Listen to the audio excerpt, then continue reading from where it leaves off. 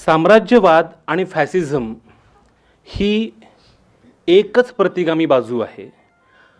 देश स्थलकाल परत्वे याच्यामध्ये काही एक फरक आहे, पण ती मुळात एकच एक प्रतिगामी बाजू आहे. अशा प्रकारचा विचार हा नेहरूंनी मांडलेला होता. लॉर्ड माउंटबॅटन म्हणतोय की तुम्ही इथं आम्ही जर गेलो इथून तर इथं सगळी अनागोंदी माजेल, अराजक माजेल, गोंधळ होईल, भारतीय लोक राज्यकारभार करू शकणार नाहीत. अशा प्रकारच्या वल्गना लॉर्ड माउंटबॅटन करतोय. त्याच्या वेळेस गांधी म्हणतात होय, पण तो गोंधळ आमचा असेल, ते अराजक आमचं असेल, जे काही असेल ते आम्ही करू. म्हणजे मोहम्मद अली जिना आणि नेहरू या दोघांची भाषणं आपण जर एकाच वेळेस अभ्यासली तर लक्षात येतं की यार दोघं तर एकच गोष्ट बोलतायत. लोकशाही, धर्मनिरपेक्षता, नव्या जगाचं स्वप्न या दिशेनं आपल्याला जायचं आहे. अशा प्रकारची दोघांची भाषा एकसारखीच आहे. भारतामध्ये ज्या प्रकारची लोकशाही आहे, भारत नव्यानं नव्या दमाचा एक राष्ट्र उदयाला येतं आहे, ते पाऊल टाकतं आहे, याची सूचना एका प्रकारे नेहरू देत आहेत. सन्माननीय विचारमंच, आजच्या कार्यक्रमाच्या अध्यक्षा प्राध्यापक श्रद्धा कुंभोजकर, संविधानिक राष्ट्रवाद मंचाचे प्रशांत कोठडिया, प्रसाद झावरे. आता माझ्या कालच्या व्याख्यानाचा सारांश म्हणजे काल कुठे होतो, कुठपर्यंत आलेलो होतो याचा गोषवारा अतिशय नेमक्या प्रकारे सांगणारी अंजली चिपलकट्टी आणि ज्यानं माझा आत्ता परिचय करून दिला तो आमचा मित्र कलीम अझीम आणि आपण सर्व. मला खूप आनंद आहे की नेहरूंवरती बोलण्याकरता 2-2 व्याख्यानांची संधी मला मिळालेली आहे. आणि दुसरी आनंदाची गोष्ट अशी की आत्ता इथं पाहतोय तर सगळ्या वयोगटातले लोक आहेत. ही सुद्धा खूप आनंदाची गोष्ट आहे.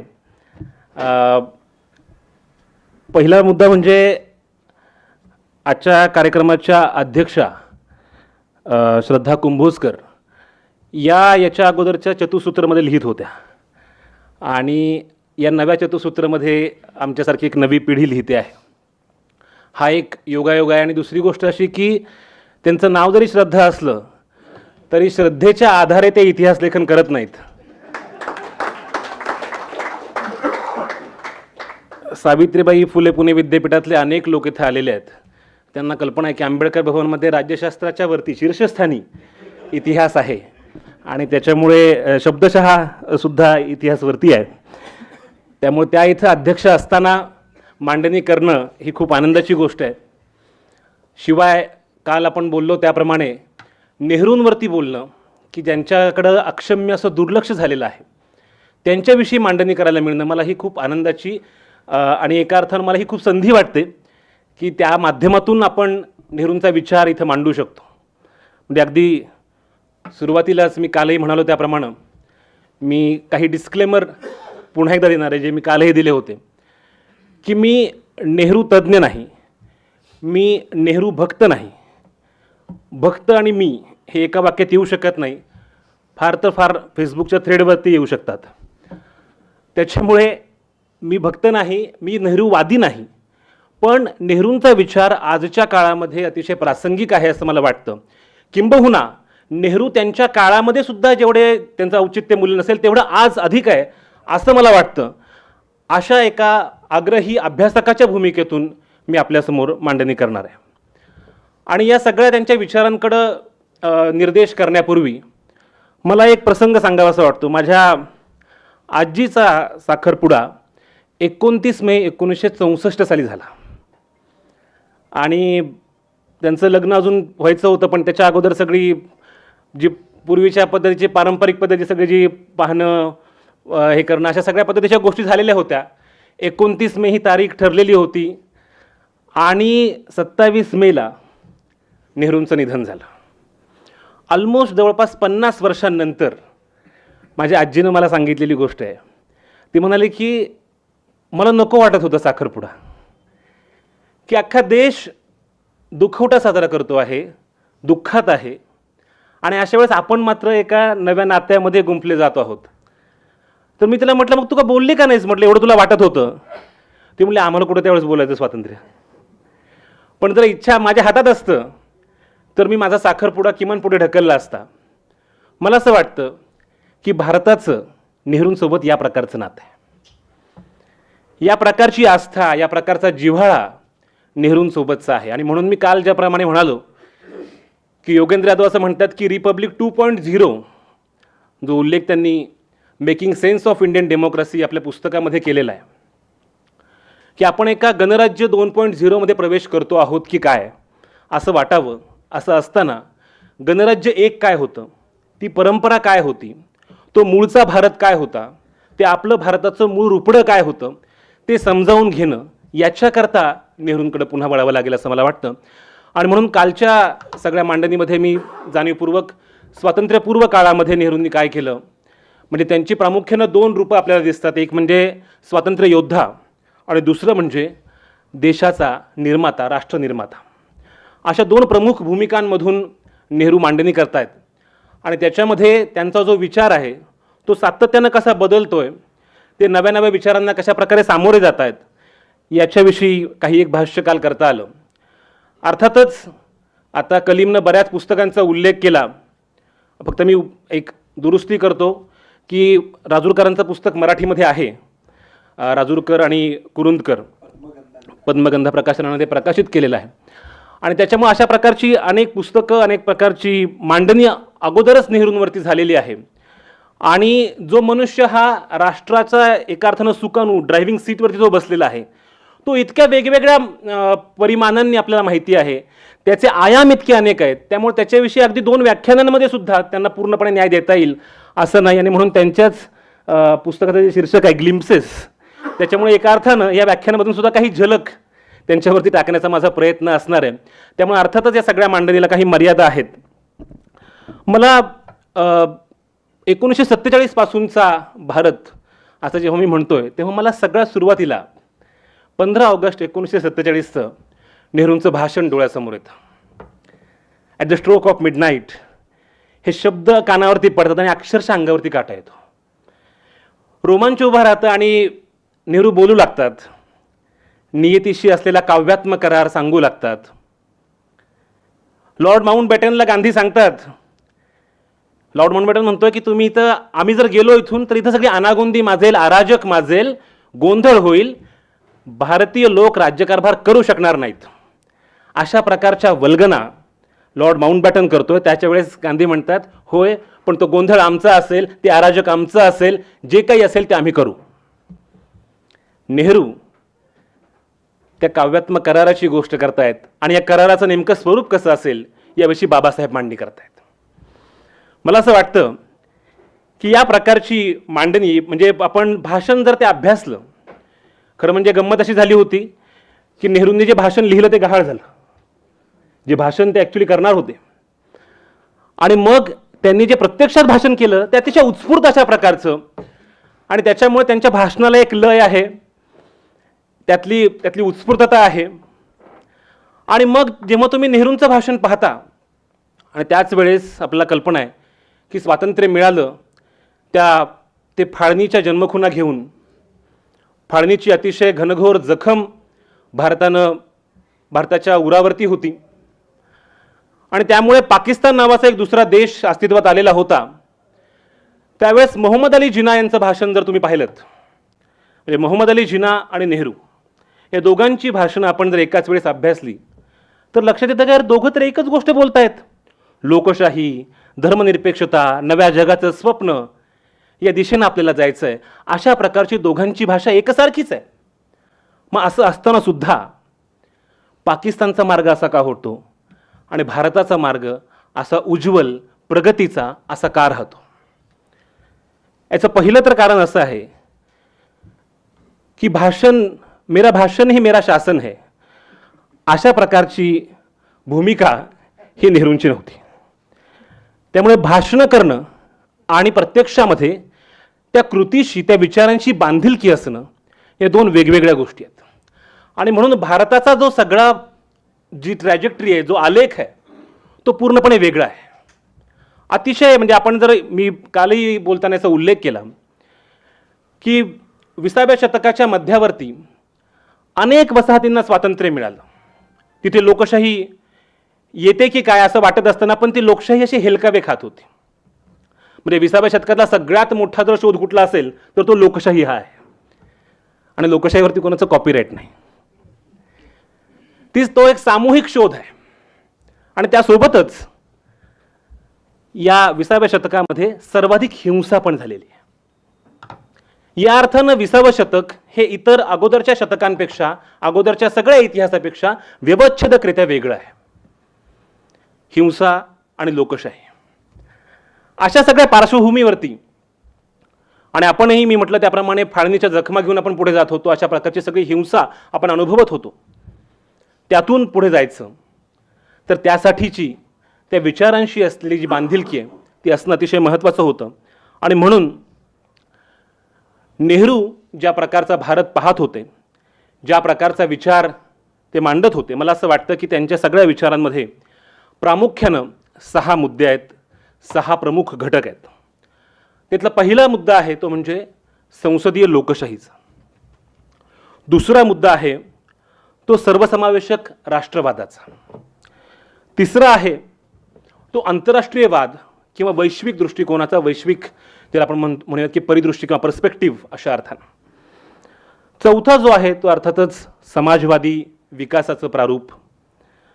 आणि त्याच्यानंतरचा सर्वात शेवटचा जो त्याच्यातला भाग आहे तो आधुनिकतेचा, वैज्ञानिक दृष्टिकोनाचा. या 6 घटकांनी म्हणजे लोकशाही, राष्ट्रवाद, धर्मनिरपेक्षता, समाजवाद आणि आंतरराष्ट्रीयवाद या 6 घटकांमधून लोकशाही, राष्ट्रवाद, आंतरराष्ट्रीयवाद, धर्मनिरपेक्षता, समाजवाद आणि आधुनिक किंवा वैज्ञानिक दृष्टिकोन असे 6 घटक या नेहरूंच्या एकूण विचारामध्ये प्रमुख आहेत. यातला सगळ्यात महत्त्वाचा भाग मी म्हटलं त्याप्रमाणे की अगदी सुरुवातीला नेहरू जे बोलतायत की एक नियतीशी कराराची गोष्ट करतायत, हे सगळं भाषण त्यांचं मुळामध्ये इंग्रजीमध्ये. आणि मग आपल्याला समोर असा पहिला प्रश्न उपस्थित होतो की ते इंग्रजीत का बोलतायत, इंग्रजीमध्ये ते का सांगतायत सगळं हे. ते जेव्हा म्हणतात की सारं जग झोपलेलं असेल तेव्हा आम्ही एका नव्या पर्वामध्ये, एका नव्या युगामध्ये प्रवेश करतो आहोत.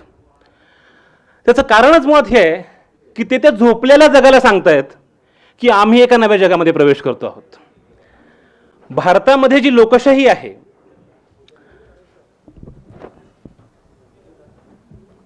भारतामध्ये ज्या प्रकारची लोकशाही आहे, भारत नव्यानं, नव्या दमाचा एक राष्ट्र उदयाला येतं आहे, ते पाऊल टाकतं आहे, याची सूचना एका प्रकारे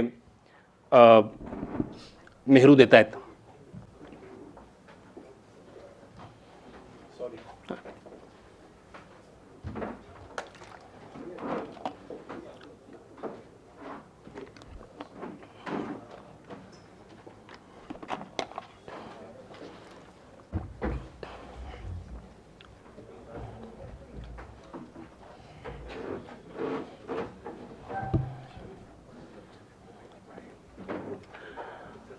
मी काल म्हणालो त्याप्रमाणे हुकुमशाही, फॅसिझम आणि साम्राज्यवाद या दोहोंना सुस्पष्टपणे नेहरूंनी विरोध केलेला होता. आणि त्याच्यासाठी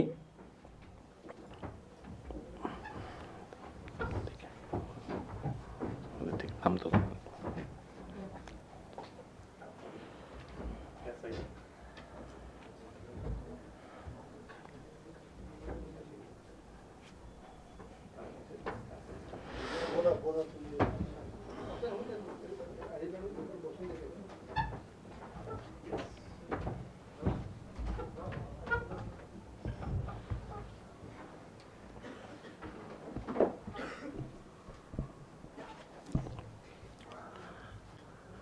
साम्राज्यवाद आणि फॅसिझम ही एकच प्रतिगामी बाजू आहे.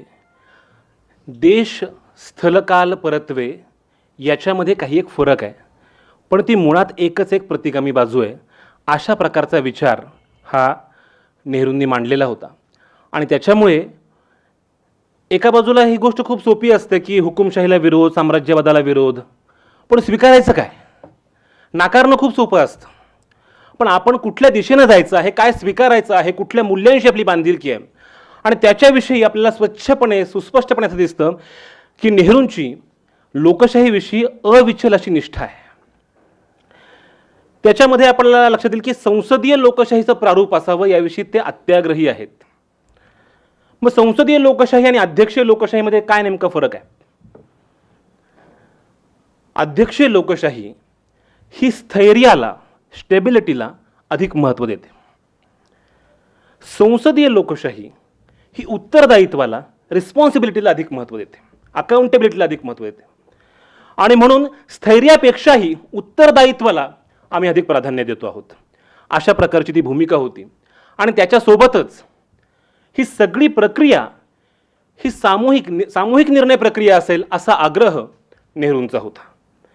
ही सगळी निर्णय प्रक्रिया एखाद्या व्यक्तीच्या हातामध्ये राहू नये किंवा दोन व्यक्तींच्या हातामध्ये राहू नये, अशा प्रकारचा आग्रह हा नेहरूंचा होता. आणि त्याच्यामुळे अध्यक्षीय लोकशाहीमध्ये ए वर्सेस बी, अ विरुद्ध भ, अशा प्रकारची जी सगळी झुंज लावलेली असते. आपल्याला माहिती आहे अमेरिकेचं सगळं अध्यक्षीय लोकशाहीचं प्रारूप आपल्याला माहिती आहे. आणि त्याच्यामुळे संसदीय लोकशाहीचं प्रारूप स्वीकारणं हा अतिशय कॉन्शियस, अतिशय जाणीवपूर्वक, हेतुतः घेतलेला निर्णय होता. याच्या संदर्भातली सगळी चर्चा आपल्या संविधान सभेमध्ये झालेली आहे. भारतीय मातीशी काय प्रकारची लोकशाही, कुठल्या प्रकारचं प्रारूप अधिक अनुकूल आहे, कोणतं कम्पॅटिबल आहे, याचा विचार करत आपण हे मॉडेल स्वीकारलं. याचं कारण असं की भारतामध्ये ज्या प्रकारची विविधता आहे, की ज्याला आपण डायव्हर्सिटी इंडेक्स म्हणूयात, तो जो विविधतेचा निर्देशांक आहे तो इतका मोठ्या प्रमाणावरती आहे की त्याला अध्यक्षीय लोकशाही ही योग्य असूच शकत नाही, अशा प्रकारचा विचार हा नेहरूंच्या मनामध्ये होता. आणि म्हणून मग ही लोकशाही जी आहे ती प्रातिनिधिक लोकशाहीकडून सहभागी लोकशाही कशी होईल याच्यासाठी ते सातत्यानं प्रयत्न करताना आपल्याला दिसतात. आपल्या कल्पना आहे की प्रत्यक्ष लोकशाही कुठेच अस्तित्वात असू शकत नाही. प्रत्यक्ष लोकशाही म्हणजे प्रत्येकजण निर्णय प्रक्रियेमध्ये सामील आहे. आणि त्यामुळे प्रत्यक्ष लोकशाही जेव्हा आपल्याला शक्य नसते तेव्हा एक व्यवहार्य पर्याय असतो, तो म्हणजे प्रातिनिधिक अप्रत्यक्ष लोकशाहीचा, ज्या आजही आपण आपले प्रतिनिधी निवडून देतो आणि आपल्या वतीने ते निर्णय घेतात. पण असं असताना सुद्धा प्रातिनिधिक लोकशाही ही सुद्धा संकुचित होऊ शकते. त्याच्यामुळे ती अधिकाधिक सहभागी कशी होईल याच्यासाठीचा प्रयत्न त्यांनी सुरू केला. आपला कल्पना आहे एक व्यक्ती एक मत, एक मत बरोबर एक मूल्य, हा जो सगळा राजकीय लोकशाहीचा सगळा प्रवास आहे. आणि मी काल आवर्जून उल्लेख केला तो ऑर्निट शॅनी यांच्या पुस्तकाचा, हाऊ इंडिया बिकेम डेमोक्रॅटिक. या पुस्तकामध्ये आपली पहिली मतदार यादी कशा प्रकारे तयार झाली आणि सगळ्यात शेवटचा माणूस सुद्धा आपल्या मतदान प्रक्रियेमध्ये, निवडणूक प्रक्रियेमध्ये, राजकीय प्रक्रियेमध्ये कशा प्रकारे सामील होऊ शकेल याच्यासाठीची सगळी तजवीज जी आहे ती सुरू झाली. आपल्याला वाटतं की याच्यामध्ये काय मोठी गोष्ट आहे. युरोपामध्ये याच्यासाठी फार मोठा लढा द्यायला लागला. स्त्रियांना तर सुरुवातीला अधिकारच हा दिला गेलेला नव्हता. त्याच्यामुळे भारतामध्ये आपण एकाच वेळेस सगळ्यांना अधिकार देणं ही खरोखरच खूप मोठी गोष्ट आहे. 1928 साली नेहरूंनी जो रिपोर्ट तयार केला, नेहरू रिपोर्ट या नावाने जो ओळखला जातो, त्याच्यामध्ये सार्वत्रिक प्रौढ मताधिकाराचा उल्लेख आहे. स्वातंत्र्य मिळण्याच्या 19 वर्ष अगोदर. याच्यासोबतच लोकशाहीमध्ये सगळ्यात महत्त्वाची गोष्ट जी असते ती म्हणजे असहमती, डिसेंट. प्रत्येकाचं मत हे वेगवेगळं असू शकतं, पण ते मत मांडण्याचा अवकाश असला पाहिजे. आपल्याला कल्पना आहे की नेहरू असतील, आंबेडकर असतील, गांधी असतील, हे ज्या प्रकारचे निर्णय सगळे घेत होते त्याच्याविषयी खुलेआम टीका त्यावेळेसच्या माध्यमांमधून होत होती.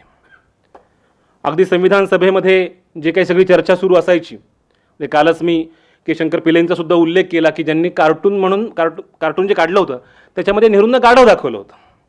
अशा प्रकारची अनेक उदाहरणं आपल्याला दिसतील की ज्याच्यामध्ये नेहरूंविषयी थेटपणे टीका केली गेलेली आहे.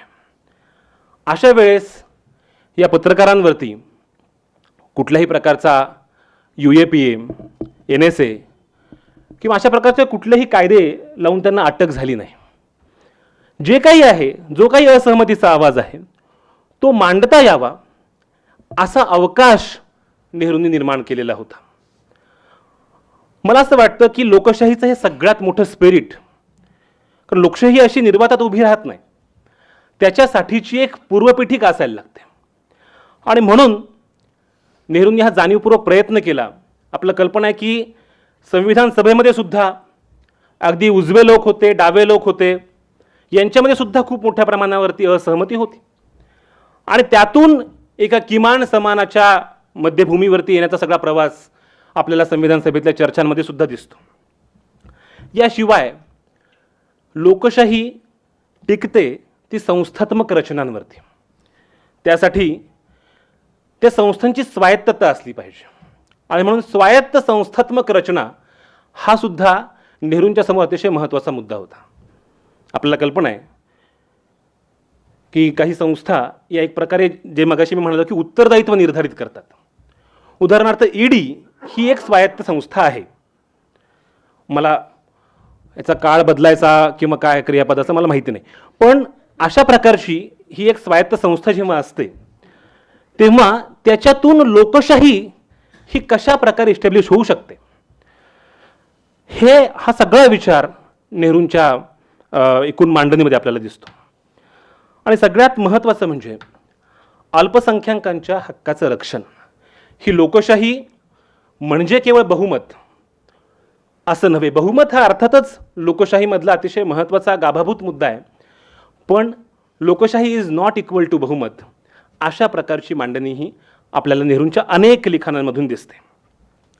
आपलं कल्पना आहे की त्याच्यामुळेच कलम 29-30 मध्ये अल्पसंख्याकांसाठी काही विशेष तरतुदी आपण केल्या, सांस्कृतिक शैक्षणिक हक्क आपण त्यांना दिले.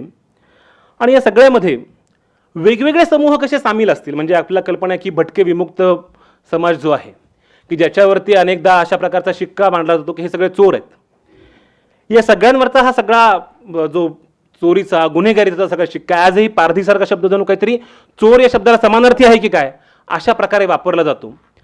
त्यावेळेस 1951 साली हा गुन्हेगारीचा ठपका पुसून काढण्यासाठी नेहरूंनी प्रयत्न केले.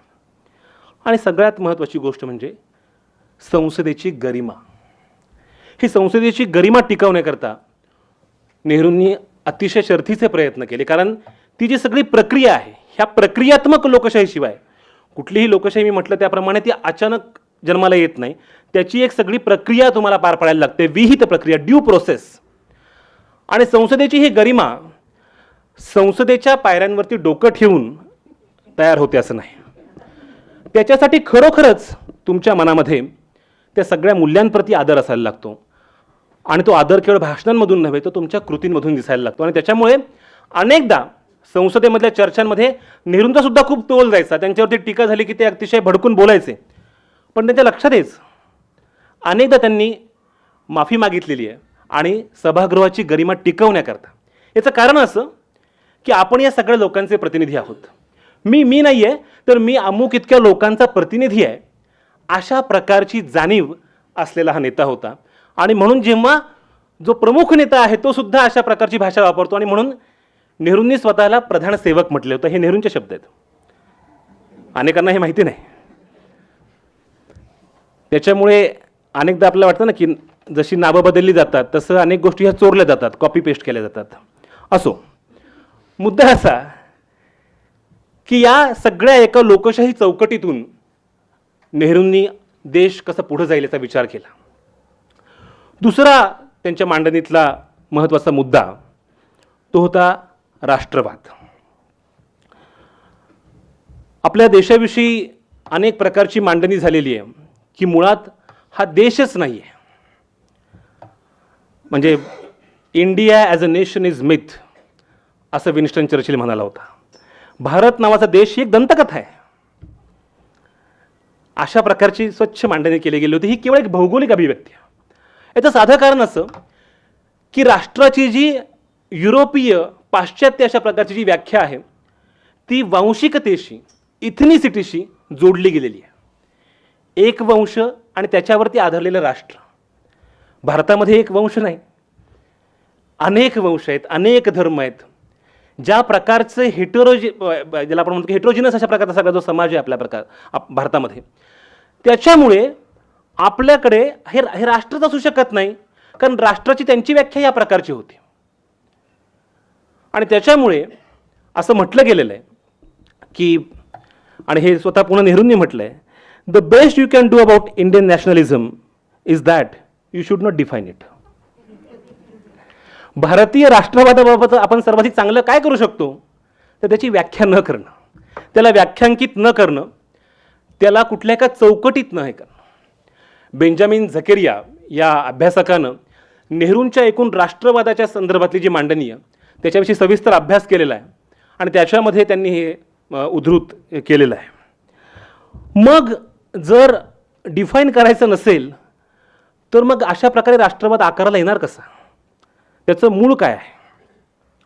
आणि ते मूळ नेहरू बहुलतेमध्ये, प्लुरॅलिटीमध्ये शोधतात.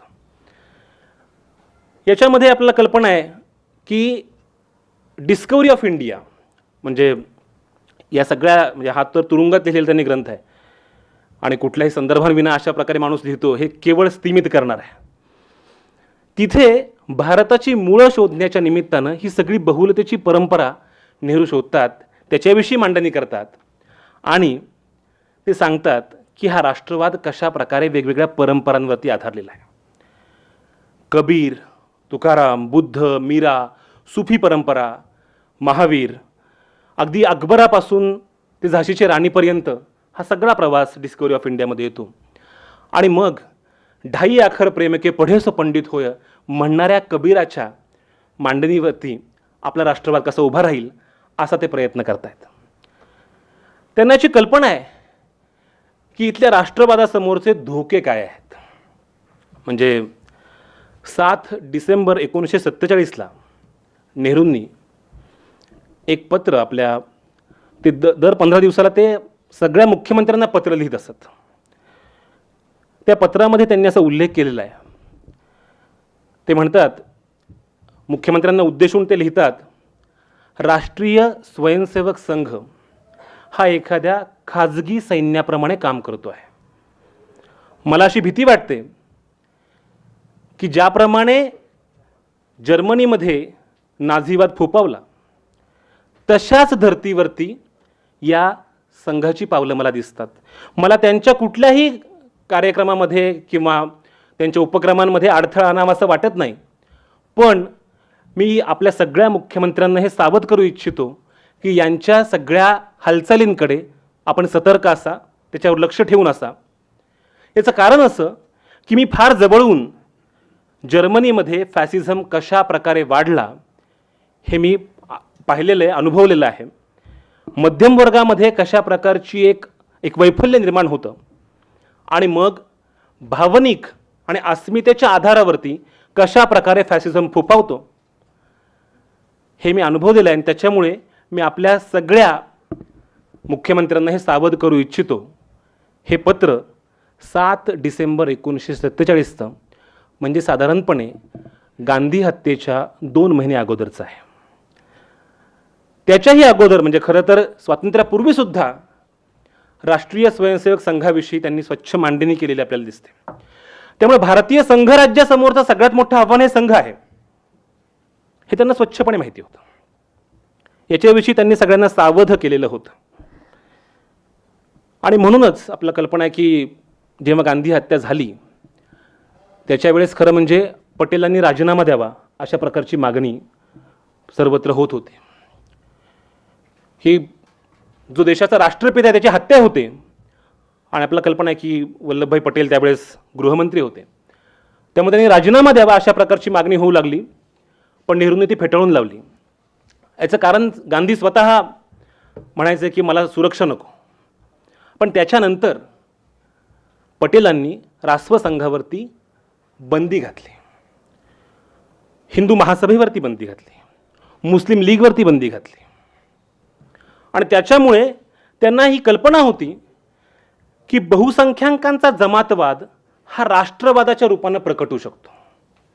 हा धोका त्यांनी ओळखलेला होता आणि म्हणून ते म्हणतात की बहुसंख्याकांचा जमातवाद हा राष्ट्रवाद आणि अल्पसंख्याकांचा जमातवाद म्हणजे दहशतवाद. अशा प्रकारची जी सरधोपट मांडणी केली जाते त्याला नेहरू नकार देतात. तुम्ही पहा, राष्ट्रवादाचा जो सगळा आलेख जर आपण पाहिला तर आपल्या असं लक्षात येईल की हिंदू राष्ट्रवादानं भारताच्या राष्ट्रपित्याची हत्या केली. मुस्लिम राष्ट्रवादातून तर पाकिस्तानसारखा अख्खा नवा देशच जन्माला आला. शीख राष्ट्रवादानं माजी पंतप्रधान इंदिरा गांधींची हत्या केली. वांशिक राष्ट्रवादानं राजीव गांधींची हत्या केली. आणि ज्याला फॅसिस्ट राष्ट्रवाद असं म्हणावं लागेल अशा राष्ट्रवादानं दाभोलकर, पानसरे, कलबुर्गी आणि गौरी लंकेश यांची हत्या केली. या प्रकारचे पाचही प्रकारचे सगळे जे राष्ट्रवाद जे धर्माच्या, वंशाच्या, फॅसिझमच्या आधारावरती होते ते स्वातंत्र्यपूर्व काळातही अस्तित्वात होते. पण ते राजकीय मध्यभूमीच्या मुख्य प्रवाही नव्हते. हा मुख्य प्रवाही राष्ट्रवाद हा प्रामुख्यानं काँग्रेसनं, आपल्याला माहिती आहे तो सर्वसमावेशक कसा असेल, सगळ्यांना सामावून घेणारा कसा असेल, त्यामध्ये सगळ्या धर्मांचे लोक कसे असतील, म्हणजे राष्ट्रवाद हा एकमेकांना वगळण्याचा असता कामा नये, तो सगळ्यांना सामावून कसा घेणारा असेल, अशा प्रकारची मांडणी ही नेहरूंनी केली.